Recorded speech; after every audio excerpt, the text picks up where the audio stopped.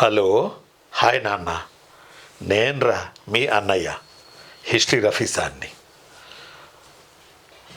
మనకి job calendar నుంచి వస్తున్నటువంటి మరొక అప్డేట్ ఏంటంటే ఈ అప్డేట్లన్నీ మీరు బాగా కష్టపడి చదువుకొని సిలబస్ని పూర్తి చేసుకొని నోటిఫికేషన్ నాటికి సిద్ధంగా ఉంటారని చెప్పడం నా ఉద్దేశం.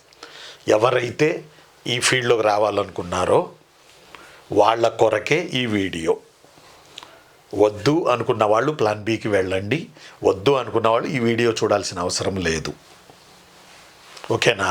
ఎవరైతే కష్టపడి చదివి మేము ఇట్లా ఉంటాము, మాకు అవసరం సార్ గవర్నమెంట్ జాబు, మేము కష్టపడి చదువుతాం సార్ అన్నవాళ్ళు ఈ వార్తను వినండి. ఇందులో భాగంగా మనకి దొరుకుతున్న విశ్వసనీయ సమాచారం ప్రకారం గ్రూప్ 1 ఉద్యోగాలకు సంబంధించి 200 పైబడి ఉండే ఛాన్సు ఉంది. ప్రతిపాదనలు పంపినట్టు తెలుస్తుంది ఏది ఆర్థిక శాఖకు.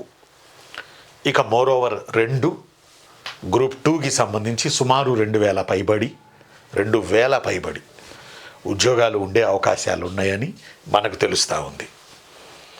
ప్రీవియస్ నోటిఫికేషన్లతో పోలిస్తే ఖచ్చితంగా ఇది ఒక ఆశావాహమైన పరిణామం.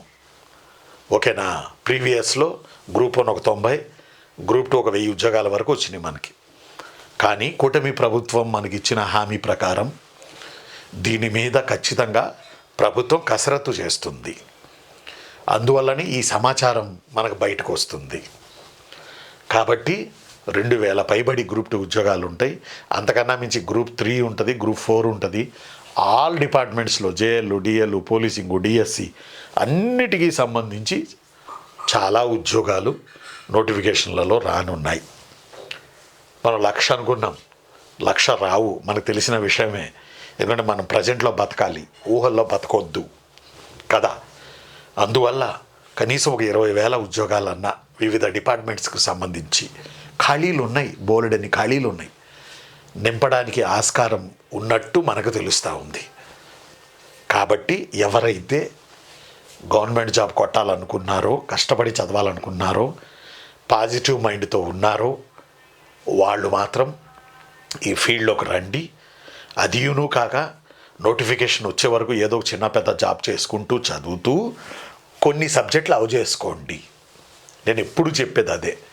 ఫర్ ఎగ్జాంపుల్ గ్రూప్ 1 అనుకోండి, మొత్తం 5 సబ్జెక్టులు మెయిన్స్లో ఉన్నాయి డిస్క్రిప్టివ్ మెథడ్లో. అది ఆబ్జెక్టివ్ ఇస్తారా లేదా డిస్క్రిప్టివ్ అనేది మనకు క్లారిటీ లేదు, కానీ డిస్క్రిప్టివ్ కంటిన్యూ అవుదాం. నా ఓటు మాత్రం ఆబ్జెక్టివ్కే కొన్ని పేపర్లో మెయిన్స్లో గ్రూప్ 1. ఒకవేళ అది కనుక అలా ఆ స్కీమ్ జరిగితే, లేకపోతే మాత్రం ఇక డిస్క్రిప్టివ్గా మనం ఉండాల్సిందే.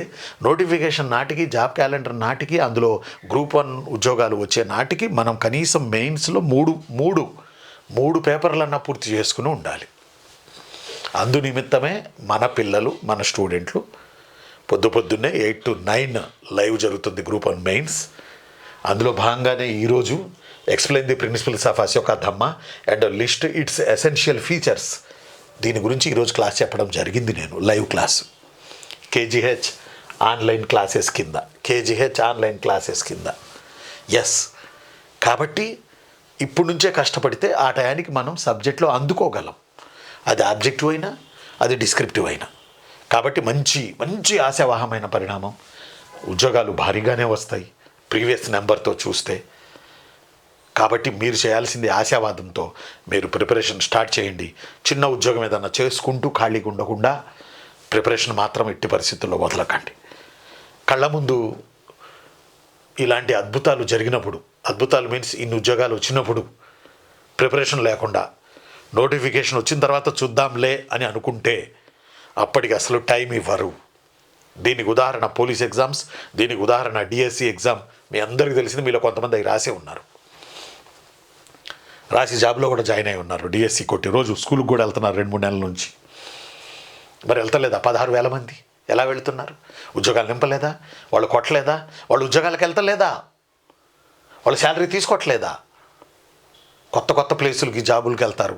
స్టార్టింగ్లో కొంచెం దూరం ఉద్యోగాలు వస్తాయి, దూరం ప్లేసుల్లో వెళ్తున్నారు. అక్కడ ఇళ్ళు వెతుక్కుంటున్నారు, అక్కడ ఫ్యామిలీలు పెట్టుకుంటున్నారు.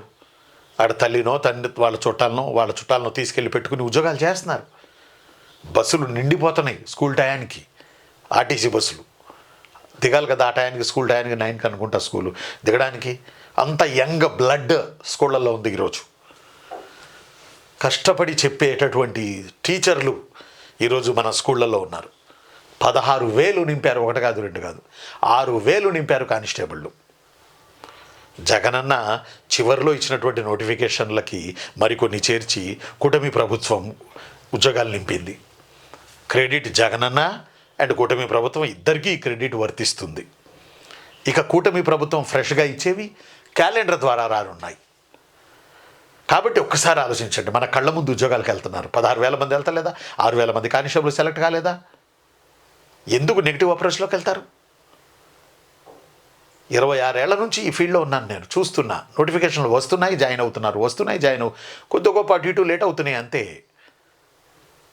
అందువల్ల నేను చెప్పేది ఏంటంటే వచ్చే అవకాశాన్ని వదులుకోబాకండి. ఎందుకంటే నాకు తెలిసి ఈ నోటిఫికేషను రిక్రూట్మెంట్ పూర్తి చేయడానికి 1 year, 1.5 years, 2 years కూడా పట్టవచ్చు. ఈ వచ్చే క్యాలెండర్లో నాకు తెలిసి పడుతుంది, టైం పడుతుంది. ప్రతి ఏటా క్యాలెండర్ అనేది గట్టిగా నేను చెప్పలేను, కానీ ఇది పూర్తి అవ్వడానికి 2 ఏళ్ళు పట్టింది నాకు తెలిసి. ఈ ఉద్యోగాలన్నీ నింపాలంటే ఇప్పుడు 2 ఏళ్ళుగా 26 అనుకోండి, 27 పట్టింది. మళ్ళీ ఈ ప్రభుత్వం నాకు తెలిసి ఎలక్షన్కి వెళ్ళబోయే ముందు ఇంకొక నోటిఫికేషన్ వస్తుంది. అది ఏదైనా Group 2, Group 1 ఇట్లాంటివన్నీ మళ్ళీ మరొక నోటిఫికేషన్లు వస్తాయి. కాబట్టి ఇది సత్యం అండ్ తథ్యం. కాబట్టి ఎటకారానికి పోకుండా, ఎటకారాలు చేయకుండా, మనకు వచ్చే ఒక్కగానొక్క అవకాశం. మన ఏజ్ అయిపోద్ది, ఆ తర్వాత ఏజ్ అయిపోతే కష్టం కదా, ఏడో చోట రాజీపడి బతకాలి కదా. అందువల్ల నేను నిజ సత్యాలు నేను మాట్లాడుతూ ఉన్నా. బుద్ధిజంలో 6 సత్యాల్లాగా నిజ సత్యాలు నేను మాట్లాడుతూ ఉన్నా. మీరు పెయిన్ లేకుండా చక్కగా గవర్నమెంట్ ఫంక్షనింగ్ చేసుకుంటూ 10 మందికి ఉపయోగపడాలి నాలాగా. నేను యూట్యూబ్ పెట్టి ఎన్నో ఫ్రీ క్లాసులు మీకు చెప్పాను, ఇప్పటికీ గైడెన్స్ ఇస్తున్నాను. ఇలాగే మీరు సొసైటీకి సహాయపడాలి, అర్థమట్లా. అందువల్ల నేనేమంటానంటే ఈ మంచి అవకాశం మనకి, మన ప్రతిభ నిరూపించుకోవాలంటే మనకు అవకాశం రావాలిగా, వాళ్ళు నోటిఫికేషన్లు ఇవ్వాలిగా. 1 by 1 నోటిఫికేషన్లు ఇస్తే మన ప్రతిభను మనం నిరూపించుకుంటాం. మన ప్రతిభను నిరూపించుకోవడానికి వాళ్ళు నోటిఫికేషన్లు ఇవ్వదు, తప్పిద్దాం ప్రభుత్వం ఉంది కానీ మంది కాదుగా. అందువల్ల ఇప్పుడు వచ్చే ఛాన్స్ ఉంది, వచ్చే అవకాశాలు ఉన్నాయి. అందువల్ల మనమేంటో ఈ సొసైటీకి, మనమంటే ఏంటో ఈ సొసైటీకి నిరూపిద్దాం. ఓ చిన్న జాబ్ చేసుకుంటూనే ఇప్పుడు. ఓకేనా? రైట్. Thank you. మీ అన్నయ్య హిస్టరీ రఫీసాన్ని. థ్యాంక్ యూ నాన్న. కార్యోన్ముఖులు అవ్వండి, కూర్చోండి, చదవండి.